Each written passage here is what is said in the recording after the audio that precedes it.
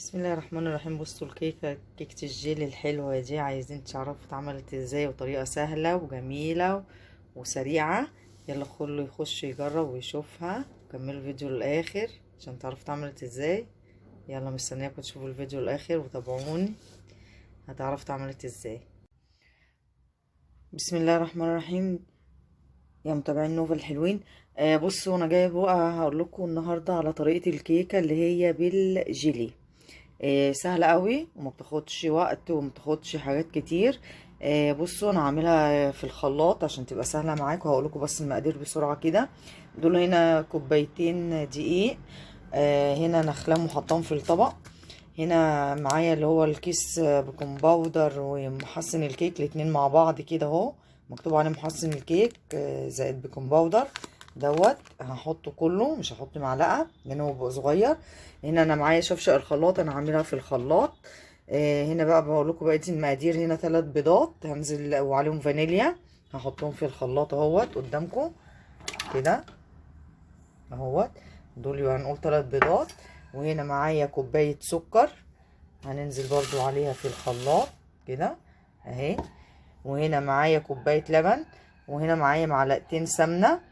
انا هضرب كل دول كده وهحط السمنه برضو مع السكر واللبن، او مع السكر قصدي والبيض والفانيليا اهو كده حطيتهم. دي كده مكونات الكيكه. بعد كده هنخش بقى على الجيلي، عشان دي هنعملها كيكه بالجيلي. انا معايا هنا الجيلي، بس هنخلص الكيكه الاول ونخش بعد كده في مواصفات الجيلي. هقول لكم برضو هيتعمل ازاي.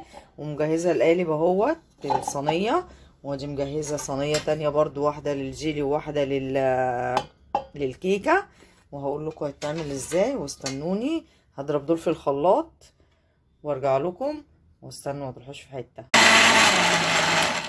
بصوا يا جماعه، انا هنا ضربتهم اهو كده في الخلاط. بصوا هنزل بقى عليهم باللبن، ماشي، يضربوا كويس قوي وعليه شويه.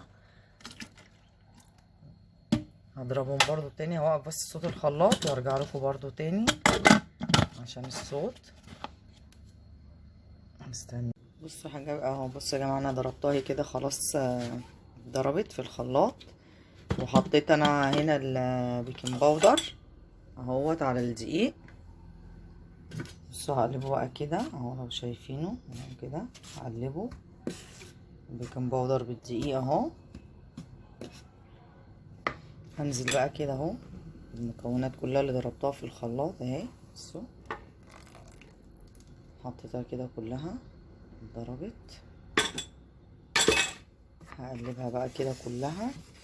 بسم الله الرحمن الرحيم. هنا مفيش حاجه، هيبقى سهله قوي. كوبايتين دقيق، كوبايه سكر، كوبايه لبن، 3 بيضات، بيكنج باودر، فانيليا، بس كده، ومعلقتين سمنه. هقلبها كلها كده بصوا اوريكم السمك بتاعها. بصوا انا محتاجه بقى مضرب ولا اي حاجه خالص، لا هي اهي كلها على طول. دي كيكه الخلاط، وهنعملها بالجيلي وتبقى حاجه حلوه كده، وفرحوا ولادكم واعملوا لهم حاجات حلوه كتير كتير. بصوا كده، بصوا هقلبها كده كلها اوريكم كده اهي. بصوا لحد ما كلها كده تبقى مع بعض متجانسه مع بعض. بصوا كده، بصوا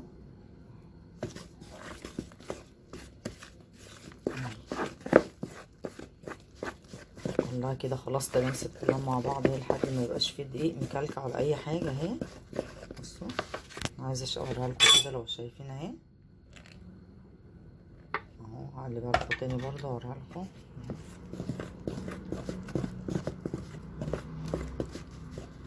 كده لحد ما تدوب خالص، ما يبقاش فيه دقيق اهو. بعملها الخشب دي عشان تبقى بصوا اهي، بالمعلقه الخشب يعني عشان تتربى كلها مع بعض، او مضرب ايد يعني يدوي. بس دي انا لقيت دي قدامي اخدتها عملت بيها اهو. بصوا تنزل كده متقرصه كده وحلو. هصب بقى في احطها في الصينيه في القالب، وهرجع لكم اوريها لكم شكلها عامل ازاي. استنوني متروحوش في اي حته. بصوا اهي يا جماعه، انا حطيت الكيكه في القالب اهيت. على فكره انا قلت لكم ان انا دهنه الصينيه زيت او سمنه ومبطناها، لكن اللي هي بتاعت اللي هعمل فيها الجيلي اهي دي دي انا دهناها بس كده بالفرشة زيت اهيت. وهقول لكم هنعمل ايه. هندخل دي بقى الفرن وعلى درجة حرارة 180 ونكمل الجيلي مع بعض بقى. نعمل الجيلي اقول لكم هيتعمل ازاي في السريع كده على طول. بصوا بقى انا ايه، طبعا دخلت خلاص الكيكه اهيت وقلت لكم هنعمل بقى الجيلي مع بعض. بصوا انا ايه، هنا مكتوبه على اللي باكل الجيلي دوت بياخد كوبايتين ميه. لا انا مش هحط بقى كوبايتين ميه، وكوبايتين ميه مغليين. بص انا فضيته هنا في البوله. انا هنا بصوا غليت الميه، هحط كوبايه ميه بس مغليه اهيت كده، بصبها في كوبايه اهي، بحطها في الكوبايه كده اهي. بصوا دي كده كوبايه ميه مغليه اهي ديت. انا بقى هنا دي نص كوبايه ميه ساقعه. ليه؟ عشان ما قعدوش كتير في التلاجة. انا يا دوبك هدوبه بالميه المغليه انا مقلله مش عاملاه كوبايتين. ليه؟ عشان يبقى تقيل وسمكه كده حلو. فانا هقلبه كده اهو. بصوا يدوب خالص اهو. الميه طبعا المغليه هتدوبه. انا بعد كده بقى بعد ما هنزل يعني بعد ما يدوب بقى خالص كده بالميه المغليه دي، هنزل عليه بنص كوبايه الميه الساقعه ديت جايباها من التلاجة، وهحطها عليه بحيث ادخله التلاجة على طول، ما ياخدش وقت في ان يقعد بقى 6 ساعات او 4 ساعات. لا عشان انا حطيت عليه الميه الساقعه يعني زي بردته شويه او خليته هدي من السخونيه شويه، فما ياخدش وقت كتير في التلاجة اهو. بصوا انا قلبته بقى كده داب خالص اهوت، لو شايفين كده اهو. بصوا بعدين ما حطيتلوش يا جماعه، هو بصوا كوبايتين، لا حطيت له هو بس يا دوبك كوبايه ونص. هو مكتوب على على الباكو بتاع الجيلي كوبايتين، انا حاطه كوبايه ونص. بصوا كله ده كده داب خالص، هو مبقاش فيه حاجه خالص لو شايفين كده اهو. بصوا الميه المغليه دوبته يعني. هنزل عليه بقى بالميه الساقعه اهي دي كده بحيث اهي. بصوا انا برضه هوريكم برضه انه دايب خالص اهو، مبقاش فيه حاجه خالص ولا سكر ولا احنا على فكره ما بيتحلاش، ما بنحطلوش سكر عشان هو بيبقى داخله سكر اهو. هنزل بقى بنص كوبايه الميه دي كده اهو عليه بس كده كده تمام. هحطه بقى كده في القالب وهدخله التلاجة او في الصينيه او في اللي انتوا بتعملوا فيه بقى، قالب صينيه. اللي ما عندوش قالب زي دوت بيتعمل في صينيه عادي، انا كنت بعمل في صينيه عادي. بحطها ما بيجرالهاش حاجه برضو، وان بيتقلبوا على بعض يكونوا. بصوا هحطه بقى كده اهو.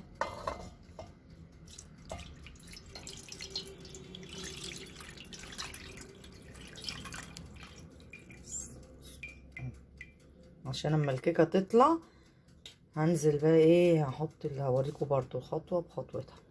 اهو بصوا ده بقى مفيهوش حاجه اهوت، وقلبته كله هنا. هدخله بقى التلاجة وهرجع لكم اما الكيكه تستوي وتخلص، يكون هو مسك شويه، وهقول لكم تعملوه ازاي. استنوني ما تروحوش في اي حته. بسم الله ما شاء الله. بصوا يا جماعه الكيكه حلوه وهشه ولونها جميل ازاي. بصوا هي لسه مطلعه دلوقتي من الفرن حالا. هستنى بس كده عليها تهدى شويه ويكون الجيلي مسك. انا مش على فكره مش هخلي الجيلي يمسك قوي، عشان هحطها عليه بحيث تسقط في قلبيه ولسه قبل ما يمسك، وارجع ادخلها التلاجة تاني يقوم يقفش بيها بقى، وبعدين نرجع نقلبها. استنوني برضو وهوريها لكم لحد الشكل النهائي الاخير بتاعها. بس انا قلت اما اوريكم الكيكه شكلها حلو ازاي كده. استنوني ما تروحوش، هكمل لكم للاخر. بصوا يا جماعه، بصوا يا متابعيني اهم يا حلوين. بصوا دي الكيكه بردت اهيت، هديت خالص سبتها ما بردت.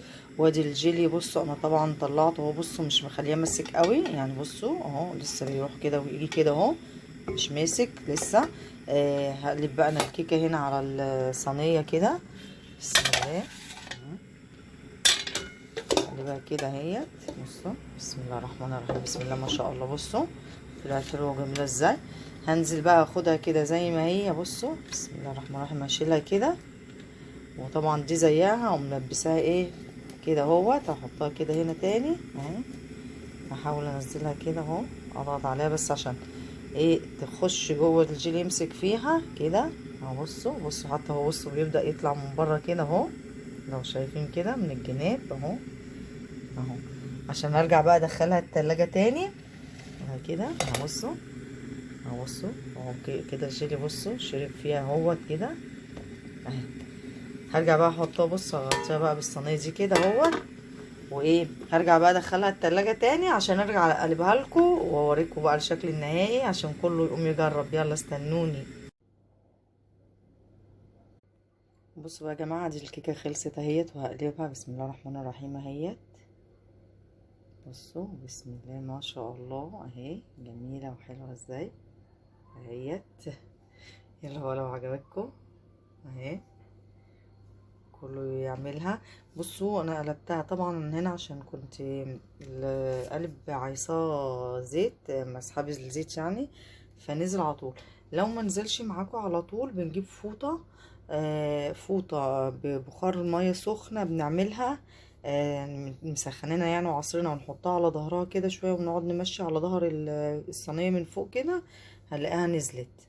مش محتاجه حاجه خالص اهي. بصوا بسم الله ما شاء الله، بصوا جميلة ازاي اهي. يلا كله يجرب. لو عجبكم بقى متنسونوش في الاشتراك عشان يوصلك كل جديد. فعلوا زر الجرس وما تنسوش تحطوا لايك. يا احلى متابعين نوفا، واشوفكم على خير.